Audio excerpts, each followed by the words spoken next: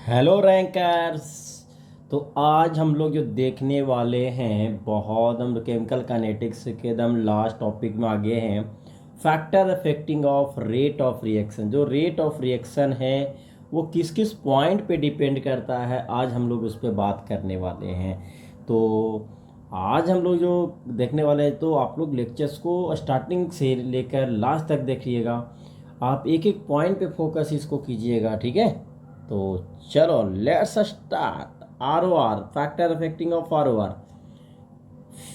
First point क्या है इसका कि आप इसका चेक करिए कि physical state of reactant.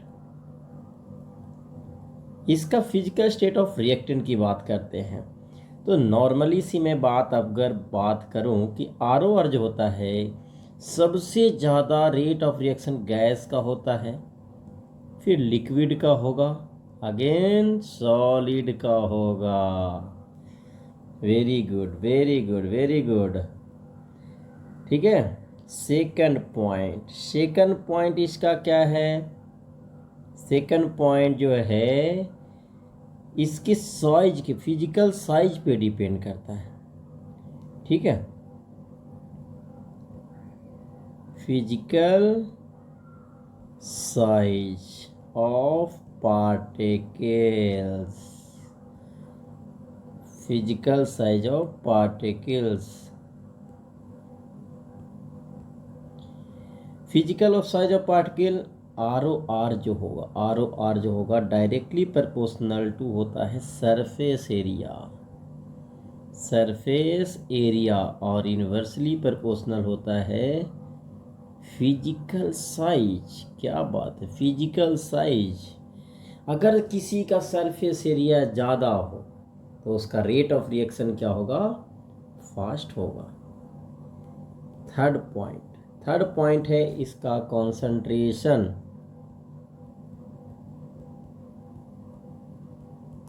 Concentration क्या होता है? रेट ऑफ जो रिएक्शन होता है वो directly proportional to concentration of reactant. For pressure क्या होता है बताइए? अगर रिएक्टेंट जो है आपका सॉलिड के फॉर्म में है, रिएक्टेंट आप ऐसे समझ लीजिए कि जो रिएक्शंस हो रहा है, और यदि रिएक्टेंट आपका क्या है सॉलिड फॉर्म में है तो प्रेशर का नो इफेक्ट।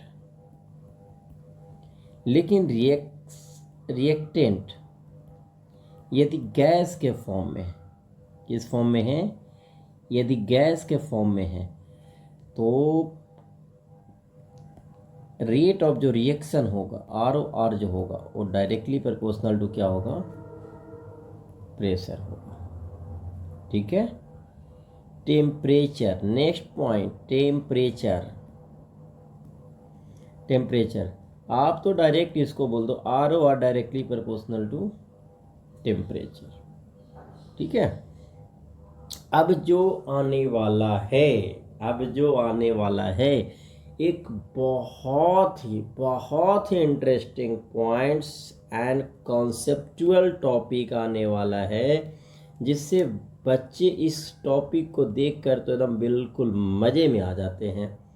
तो आपको मैं बताता हूँ, हेडिंग लिखिए, relation between rate constant and temperature. Generally होता क्या है कि यदि एवरी 10 डिग्रीज से अगर टेम्परेचर को बढ़ा दिया जाए तो आपका जो रेट ऑफ रिएक्शन होता है वो 2 या 3 टाइम्स हो जाता है। क्या हो जाता है? 2 या 3 टाइम्स हो जाता है जनरली। आप इसको वो हमेशा नहीं बोल सकते हैं। Generally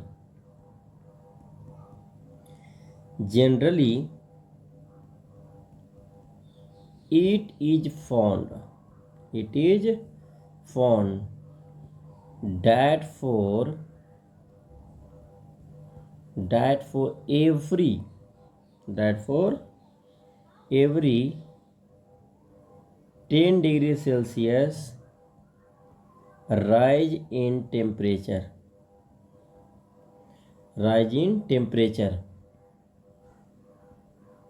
rate of reaction become 2 to 3 times.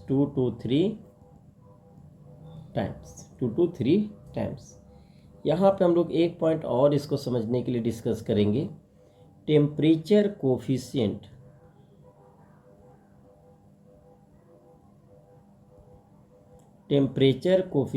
Mu,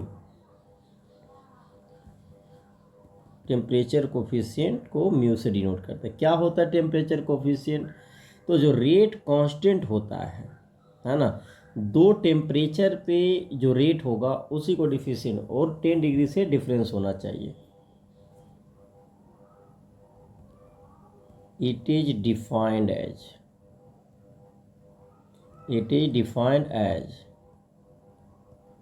ratio of rate constant of a reaction at two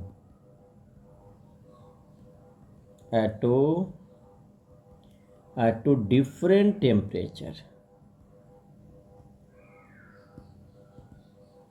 which will be differ by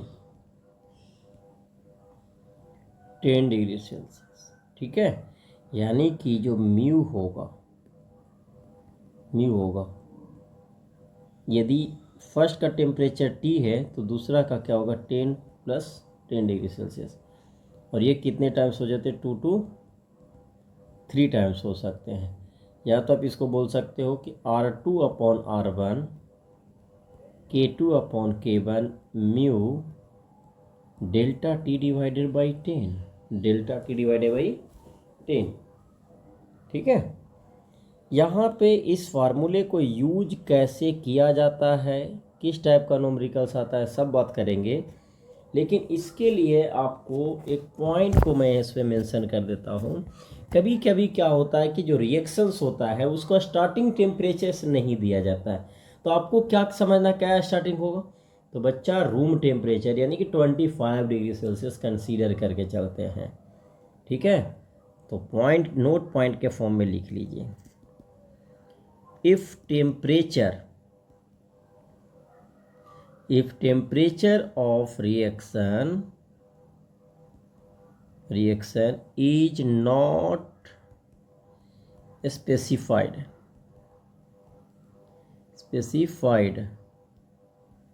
then consider 25 degree Celsius. First note point. Second note point लिखेंगे, if mu is not given, अगर mu की value नहीं दिया, अब जैसे 2 से भी हो रहा है 3 टाइम्स हो रहा है, यदि आपको कुछ भी नहीं दिया कितने टाइम्स हो रहा है तो आप 2 लेकर चलेंगे। If mu is not given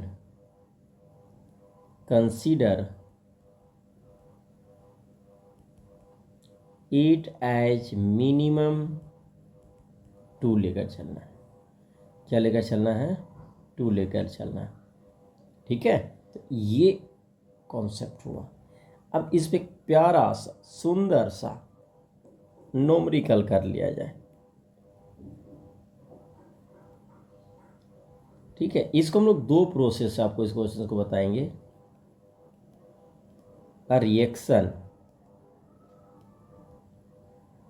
और temperature is increase from 10 degrees to 50, then increase in rate of reaction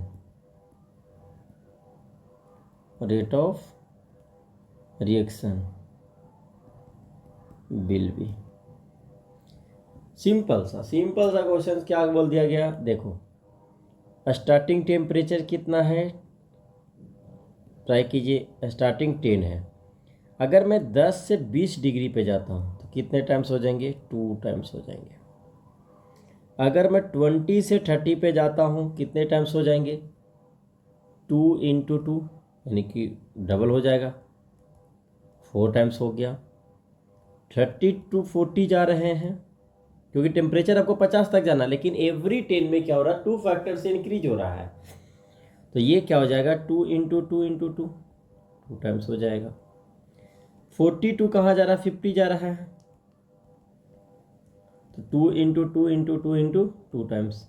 इसका मतलब है कि जो रेट ऑफ रिएक्शन हो जाएगा, तो 2 into 4, 4 into 8, 8 into 16 times rate of reaction क्या हो जाएगा, बढ़ जाएगा।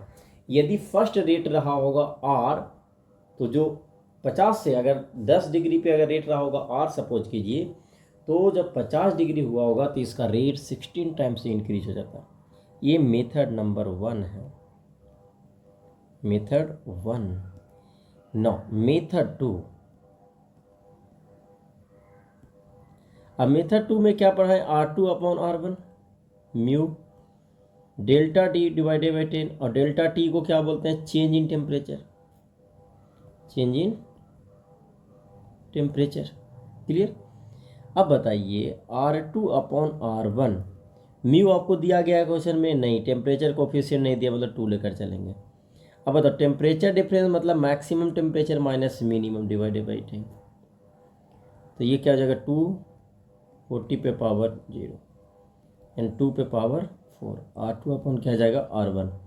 यहाँ से जब करेंगे R2 इज इक्वल टू, तो 16 R1 के इक्वल आ जाएगा। बोलो बात समझ में आया। देखा कितना इंटरेस्टिंग सा आपके न्यूमेरिकल्स है, और इसमें बहुत आसान सा क्वेश्चंस आता है। ठीक है, कोई दिक्कत इस पर, कोई दिक्कत नहीं, बहुत बढ़िया। अब नॉर्मली मैं आपसे एक ड्रफ क्वेश्चंस पूछ लूँ कि यदि आपको टेम्परेचर जो रेट ऑफ रिएक्शन है ROR जो है, या ऐसे बोल सकते हैं टेम्परेचर जो इंक्रीज हुआ है, टेम्परेचर इंक्रीज जो हुआ है वो 75 डिग्री सेल्सियस तक हुआ है। तो बताइए find ROR will be increase, ये कितना रेट से इंक्रीज हुआ होगा। तो देखो स्टार्टिंग टेम्परेचर दिया है क्या, नहीं दिया, इसका मतलब आपको स्टार्टिंग क्या लेकर चलना, 25। ठीक है, यानी कि स्टार्टिंग टेम्परेचर हो जाएगा 20 टाइम और फाइनल हो जाएगा 75। तो अगर यहाँ से मैं डेल्टा टी पता करूँ तो 75 माइनस 25 कितना आ जाएगा, 50 आ जाएगा। तो R2 अपॉन क्या होता है, R1 mu delta T Y, और ये हो जाएगा 250 डिवाइडेड बाई कितना हो जाएगा, 0, यानी 2 डिवाइडेड बाई 5 मतलब 32 टाइम्स आ जाएंगे। कितने हो जाएंगे, 32 टाइम्स R2 अपॉन R1। बोलो बात समझ में आया, क्लियर है सभी को, वेरी गुड वेरी गुड। अब जो हम लोग है फैक्टर अफेक्टिंग देख लिए और रेट ऑफ रिएक्शन देख लिए। आज का लेक्चर हम लोग यहीं पे कंप्लीट करते हैं। नेक्स्ट जो लेक्चर्स हम लोग देखने वाले बहुत इंपॉर्टेंट, और वो लास्ट टॉपिक होने वाला है आर्हेनियस इक्वेशन। क्या देखने वाले हैं, आर्हेनियस इक्वेशन। तो इस लेक्चर्स को अगर कहीं पे कोई दिक्कत आता है तो आप उसको पॉज करके समझने की कोशिश कीजिए, जो बोल रहे हैं उसको देखिए, वो जो बोल रहे हैं उसको सुनिए। ठीक है, तो आज का लेक्चर यहीं पे समाप्त करते हैं। Thank you, bye bye, and channel को लाइक करो, शेयर करो एंड सब्सक्राइब करो। ठीक है, चलो बाय बाय, टेक केयर, जय हिंद।